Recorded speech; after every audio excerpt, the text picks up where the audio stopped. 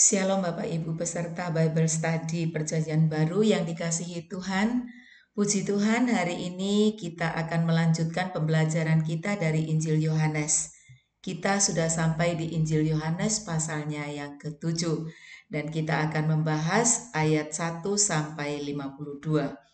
Nah, di situ ada beberapa perikop, yaitu Yesus pergi ke Yerusalem untuk Hari Raya Pondok Daun, kesaksian Yesus tentang dirinya, pertentangan tentang asal-usul Yesus, air sumber hidup, dan Yesus dibela oleh Nikodemus. Nah, bagian yang pertama, Yesus pergi ke Yerusalem untuk Hari Raya Pondok Daun. Itu dapat kita baca di ayat 1 sampai 13. Orang-orang Yahudi yang memusuhi Tuhan Yesus yang di Yudea, mereka itu berusaha untuk membunuhnya. Nah, karena Tuhan Yesus tahu, maka dia menghindar untuk pergi dari Yudea. Tuhan Yesus kemudian berjalan keliling daerah Galilea. Nah, di Yerusalem akan ada perayaan Hari Raya Pondok Daun, di mana orang Israel dari berbagai daerah akan berkumpul di sana. Salah satu hari yang wajib. Jadi Hari Raya Pondok Daun ini adalah salah satu hari yang wajib ya dirayakan oleh orang Israel. Nah, saudara-saudaranya Tuhan Yesus menganjurkan agar Tuhan Yesus pergi ke Yudea dan melakukan perbuatan-perbuatan ajaib. Mumpung di sana berkumpul banyak orang dan dengan demikian Tuhan Yesus nantinya akan termasyur. Nah, mereka menganjurkan itu bukan karena mereka mendukungnya, tapi sepertinya bahasa mereka itu bahasa basi ya, bahkan terkesan mengejek. Karena mereka sendiri belum percaya kepada Tuhan Yesus. Kita bisa lihat itu di ayatnya yang kelima. Nah, terhadap usulan mereka, Tuhan Yesus menolak. Tuhan Yesus berkata bahwa waktunya belum tiba. Kita bisa baca itu di dalam ayat 6 sampai ayat 8. Maka jawab Yesus kepada mereka, "Waktuku belum tiba, tetapi bagi kamu selalu ada waktu. Dunia tidak dapat membenci kamu, tetapi ia membenci aku, sebab aku bersaksi tentang dia bahwa pekerjaan-pekerjaannya jahat. Pergilah kamu ke pesta itu. Aku belum pergi ke situ karena waktuku belum genap." Itu yang dikatakan oleh Yesus kepada saudara-saudaranya. Tuhan Yesus menjelaskan siapa dirinya. Tuhan Yesus berkata, "Waktuku belum tiba." Dia sedang bicara tentang kematiannya. Bahasa sederhananya, belum waktunya Tuhan Yesus mati. Di sini kita melihat bahwa Tuhan Yesus tidak mencari ketenaran dunia. Sebenarnya dia bisa saja melakukan itu karena dia mampu, tapi dia tidak mau. Dan untuk kematiannya ada waktu yang Bapa tentukan. Yesus tunduk pada waktu yang ditetapkan Bapa. Setelah saudara-saudaranya pergi, Yesus pun pergi, namun secara diam-diam. Kenapa Yesus harus pergi? Karena dia taat pada ketetapan Allah, di mana pada hari raya Pondok Daun mereka harus ke Yerusalem. Hal itu dapat kita baca di dalam Keluaran pasal 23 ayat 16 sampai 17. Kehadiran Yesus di pesta itu tetap dilihat oleh orang banyak. Ada yang mengatakan dia baik, ada juga yang mengatakan dia penyesat. Karena waktunya belum tiba, mereka tidak melihatnya walaupun mereka mencari dia. Hal itu bisa kita baca di dalam ayatnya yang ke-11. Orang-orang Yahudi mencari dia di pesta itu dan berkata, "Di manakah ia?" Pembelajaran apa yang kita bisa pelajari dari bagian ini? Belajar untuk bijaksana dalam menerima anjuran atau nasihat yang diberikan kepada kita. Jangan mencari atau mengejar ketenaran dunia, karena kalau itu yang kita lakukan akan terjebak di dalam dosa kesombongan. Saudara-saudara Yesus menganjurkan agar Yesus menunjukkan perbuatan-perbuatan ajaib supaya dia jadi orang yang termasyur nantinya. Tetapi Yesus menolak karena dia melakukan perbuatan-perbuatan ajaib itu bukan untuk mencari ketenaran secara dunia, tetapi untuk menunjukkan siapa dirinya. Dia adalah Mesias, anak Allah. Apapun yang jahat yang direncanakan manusia terhadap Yesus tidak akan terjadi karena belum waktunya. Yang terjadi pada diri Yesus semuanya dalam waktu Bapa. Yesus tunduk pada waktunya Bapa. Mari kita belajar dari Tuhan Yesus, taat pada waktunya Bapa. Dan yang berikutnya kita belajar, Yesus taat melakukan hukum dan ketetapan Allah. Mari kita juga melakukan hal yang sama sebagai bukti kasih kita kepada Allah. Hal berikutnya yang kita pelajari yaitu bagian yang kedua, kesaksian Yesus tentang dirinya. Hal ini bisa kita baca di dalam ayat 14 sampai 24. Dalam perikop ini kita melihat bahwa sekalipun Yesus datang diam-diam, bukan berarti dia tidak melakukan apa-apa. Dikatakan di dalam ayat 14, waktu pesta itu sedang berlangsung, Yesus masuk ke bait Allah lalu mengajar di situ. Dia tahu bahwa Yerusalem bukanlah tempat yang aman baginya. Dia tahu bahwa orang-orang Yahudi mencari dia untuk ditangkap dan dibunuh. Dan dikatakan sementara pesta berlangsung, Yesus masuk ke bait Allah dan mengajar. Dia tetap melakukan tugasnya. Tanggung jawab terhadap tugas lebih besar daripada kenyamanan dirinya. Yesus mengajar dengan penuh kuasa sehingga orang-orang yang mendengarnya heran.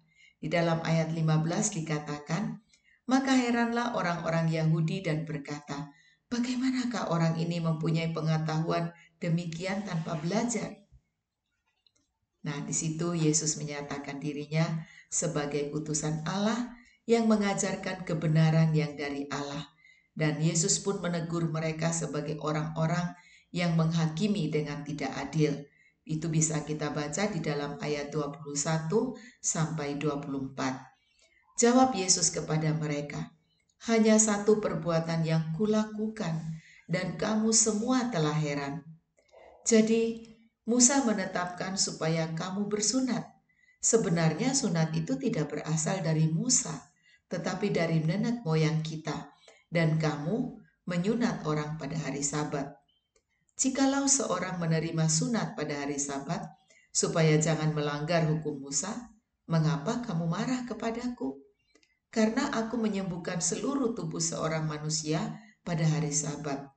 Janganlah menghakimi menurut apa yang nampak, tetapi hakimilah dengan adil. Di sini Tuhan Yesus menegur mereka, ya. Karena biasanya kalau ada orang yang harus disunat pada hari ke-8 ya menurut hukum Taurat dan itu jatuhnya pada hari Sabat, mereka tetap melakukan. Kenapa? Karena mereka tidak mau melanggar hukumnya Musa gitu. Jadi Tuhan Yesus menegur mereka. Pembelajaran apa yang bisa kita ambil dari bagian ini? Yesus tahu bahwa dirinya sedang terancam akan dibunuh, namun dia tetap menyatakan kebenaran. Yesus tidak takut pada ancaman yang dihadapinya. Di sini mari kita belajar untuk tetap menyatakan kebenaran sekalipun dalam kondisi yang tidak berpihak kepada kita. Yesus tidak saja berani menyatakan kebenaran, tapi juga menegur para pemimpin yang menghakimi dengan tidak adil. Yesus tidak takut kepada mereka. Mari kita belajar untuk berani menegur yang salah, sekalipun berisiko untuk dimusuhi. Bagian selanjutnya yang kita pelajari dari Injil Yohanes 7 ayat 25 sampai 36, pertentangan tentang asal Yesus. Orang-orang Yahudi yang melihat Yesus mengajar mulai heran. Tadinya mereka cari dia untuk dibunuh. Lah sekarang kok Yesus berbicara dengan leluasa? Orang-orang mulai curiga bahwa para pemimpin mereka mulai menyadari akan Yesus yang adalah Kristus atau Mesias. Mereka menolak kemesiasan Yesus hanya karena mereka tahu asal-usulnya secara duniawi. Mereka mengenalnya sebagai anak dari Yusuf dan Maria. Dan Yesus kembali menjelaskan siapa dirinya. Di ayat 28 sampai 30, di situ kita baca, waktu Yesus mengajar di bait Allah, ia berseru, Memang aku kamu kenal dan kamu tahu dari mana asalku. Namun aku datang bukan atas kehendakku sendiri, tetapi aku diutus oleh Dia yang benar yang tidak kamu kenal. Aku kenal Dia sebab aku datang dari Dia dan Dialah yang mengutus aku. Mereka makin panas ya, sehingga mereka berusaha untuk menangkapnya, namun gagal karena belum tibanya. Ayat 30, mereka berusaha menangkap dia, tetapi tidak ada seorang pun yang menyentuh dia, sebab saatnya belum tiba. Ketika ada banyak orang yang percaya akan perkataan Yesus, imam-imam kepala dan ahli-ahli Taurat menjadi jengkel ya, dan menyuruh penjaga-penjaga bait Allah untuk menangkapnya. Di dalam ayat 33 dan 34, di situ kita baca, maka kata Yesus, tinggal sedikit waktu saja aku ada bersama kamu, dan sesudah itu aku akan pergi kepada Dia yang telah mengutus aku. Kamu akan mencari aku, tetapi tidak akan bertemu dengan aku, sebab aku tidak dapat datang sebab kamu tidak dapat datang ke tempat di mana aku berada. Ini Tuhan Yesus sedang berbicara tentang waktu di mana dia akan mati dan dia akan bangkit lalu kembali ke surga atau naik ke surga. Nah, terhadap perkataan ini pun mereka tidak mengerti karena fokus mereka hanya pada hal-hal yang lahiriah. Mereka bingung dengan yang dikatakan Tuhan Yesus. Di dalam ayat 35 dikatakan orang-orang Yahudi itu berkata seorang kepada yang lain, kemana ia akan pergi sehingga kita tidak dapat bertemu dengan dia? Adakah maksudnya untuk pergi kepada mereka yang tinggal di perantauan di antara orang Yunani untuk mengajar orang Yunani? Ayat 36, apakah maksud perkataan yang diucapkannya ini? Kamu akan mencari aku, tetapi kamu tidak akan bertemu dengan aku, dan kamu tidak dapat datang ke tempat di mana aku berada. Kebingungan melanda mereka. Dan mereka tidak mengerti, benar-benar tidak mengerti apa maksudnya. Apa pembelajaran yang kita pelajari dari bagian ini? Penting untuk mengenal Yesus dengan benar, supaya tidak salah mengerti seperti orang-orang Yahudi. Mereka hanya melihat Yesus secara lahiriah. Mereka buta secara rohani. Mereka tahu bahwa Mesias akan datang, tapi ketika Mesias datang, mereka tidak mengenalinya, bahkan menolak dia. Mari kita minta Roh Kudus untuk menerangi mata hati kita, agar kita mengenal Yesus dan mengerti maksud perkataannya. Baca dan renungkan firman-Nya yang tertulis dalam Alkitab dengan tekun. Pertentangan tentang Yesus masih terjadi sampai saat ini. Ada yang percaya bahwa dia adalah Mesias, ada juga yang belum percaya.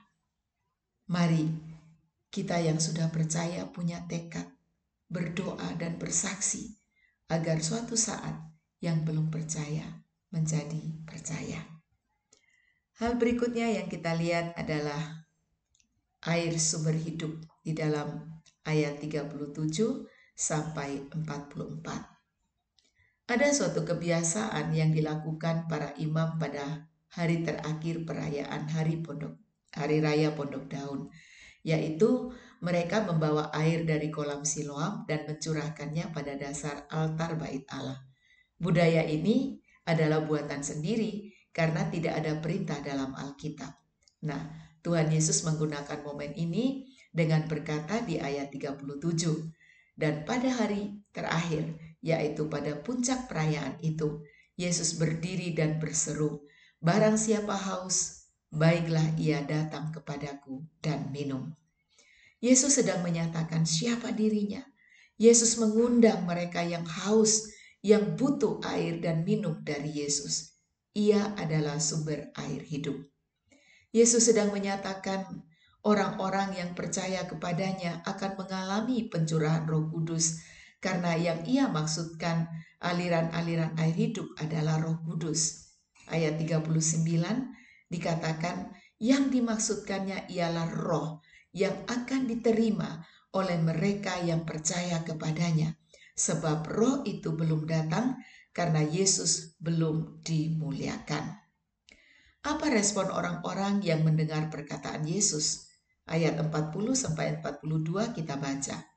Beberapa orang di antara orang banyak yang mendengarkan perkataan-perkataan itu berkata, "Dia ini benar-benar nabi yang akan datang." Yang lain berkata, "Ia ini Mesias." Tetapi yang lain lagi berkata, "Bukan, Mesias tidak datang dari Galilea." Karena kitab suci mengatakan bahwa Mesias berasal dari keturunan Daud dan dari kampung Bethlehem, tempat Daud dahulu tinggal. Dari sini kita melihat ada yang hanya sekedar kagum, ada yang percaya, dan ada juga yang tidak percaya. Mengapa tidak percaya? Karena tidak paham kitab suci dengan baik. Kalau saja mereka membaca nubuat-nubuat tentang kedatangan Mesias, mereka tidak bingung, tapi mereka menerima dan percaya kepada Yesus. Mereka yang tidak percaya adalah mereka yang sudah mengeraskan hatinya. Ayat 43 dan 44 berkata, "Maka timbullah pertentangan di antara orang banyak karena dia. Beberapa orang di antara mereka mau menangkap dia, tetapi tidak ada seorang pun yang berani menyentuhnya." Pertentangan terjadi karena masing-masing mempertahankan yang dia tahu. Usaha untuk menangkap Yesus tetap gagal karena memang waktunya belum tiba. Apa pembelajaran yang bisa kita lihat dari bagian ini? Yesus mengundang orang untuk datang, percaya, dan menerima Roh Kudus yang telah disediakannya. Yang datang adalah mereka yang sungguh-sungguh membutuhkan. Mari kita sungguh-sungguh percaya kepada Yesus sebagai Mesias, terus baca, renungkan, dan pahami tentang Mesias seperti yang tertulis dalam kitab suci atau Alkitab, agar kita tidak gagal paham. Selanjutnya kita melihat ayat 45-52 tentang Yesus dibela oleh Nikodemus. Hal itu bisa nanti ya kita baca di dalam ayat 45-52. Siapa Nikodemus ini? Nikodemus ini adalah seorang pemimpin Yahudi yang pernah datang kepada Tuhan Yesus di malam hari, atau dia datang secara diam-diam dan Tuhan Yesus menjelaskan tentang kelahiran baru kepada Nikodemus. Dan rupanya Nikodemus memahami apa yang Tuhan Yesus katakan. Nah, di dalam ayat 45-52, di sana kita melihat rupanya penjaga-penjaga bait Allah mengikuti apa yang Yesus katakan. Sehingga pada saat mereka ditanya oleh imam-imam kepala dan orang-orang Farisi tentang apa alasan mereka tidak menangkap Yesus, maka mereka menjawab dengan rasa kagum kepada Yesus. Di ayat 46 dikatakan, jawab penjaga-penjaga itu, "Belum pernah seorang manusia berkata seperti orang itu." Nah, mendengar apa yang dikatakan oleh penjaga-penjaga ini, orang-orang Farisi kebakaran jenggot ya, alias ngamuk. Dikira penjaga-penjaga ini telah masuk aliran sesat. Saking marahnya mereka mulai nyerempet ke sesama pemimpin. Rupanya mereka juga mulai mencium gelagatnya Nikodemus. Wow, perkataan terkutuklah orang yang tidak mengenal hukum Taurat. Orang-orang Farisi sangat bangga akan pengetahuan mereka terhadap hukum Taurat. Dan apa yang terjadi dengan Nikodemus? Nikodemus tadi saya katakan seorang pemimpin Yahudi yang pernah datang kepada Yesus, yang tertulis di dalam yang tertulis di dalam Yohanes pasal 3. Dia tampil ya. Kita bisa baca di ayat 50-51 dikatakan, Nikodemus seorang dari mereka yang dahulu telah datang kepada Yesus berkata kepada mereka, "Apakah hukum Taurat kita menghukum seseorang sebelum ia didengar dan sebelum orang mengetahui apa yang telah dibuatnya?" Ya, jadi kita lihat Nikodemus ini paham tentang hukum Taurat. Jadi kalau ada orang yang salah, dia harus diadili dulu, ya, ditanyain dulu. Hal itu bisa kita baca di dalam Ulangan 19 ayat 16 sampai 18. Nah, pembelaan Nikodemus terhadap Yesus membuat musuhnya Yesus makin garang, ya. Mereka mencela Nikodemus. Di ayat 52 dikatakan, "Jawab mereka, apakah engkau juga orang Galilea? Selidikilah kitab suci dan engkau akan tahu bahwa tidak ada nabi yang datang dari Galilea." Nah, saudara, Nikodemus disuruh untuk menyelidiki kitab suci. Ini adalah suatu penghinaan, ya. Tidak mungkinlah Nikodemus menjadi pemimpin Yahudi kalau dia tidak belajar kitab suci. Padahal apa yang dikatakan Nikodemus adalah sesuai dengan kitab suci. Ya, tadi sudah saya katakan itu tercatat di dalam kitab Ulangan pasal 19 ayat 16 sampai 18. Nikodemus dihina karena dia membela yang benar. Apa pembelajaran yang kita bisa pelajari dari bagian ini? Yesus tidak bisa disentuh karena waktunya belum tiba. Rencana Allah harus digenapi dengan sempurna. Di sini kita belajar, jika kita berjalan dalam rencana Allah, maka semua akan berjalan sesuai kehendaknya. Bagian kita terus berjalan dan jangan berhenti. Yang kedua, beranilah seperti Nikodemus menyatakan yang benar sekalipun harus dihina. Bapak Ibu yang dikasihi Tuhan, ini yang bisa saya sampaikan kepada kita pada hari ini. Saya harapkan Bapak Ibu bisa membaca seluruh ayatnya, ya, Yohanes pasal 7 ayat 1 sampai 52. Dan jika ada pertanyaan-pertanyaan, bisa nantinya kita akan diskusikan di grup WhatsApp kita. Baiklah Bapak Ibu, teruslah bertumbuh di dalam Tuhan. Tuhan Yesus memberkati.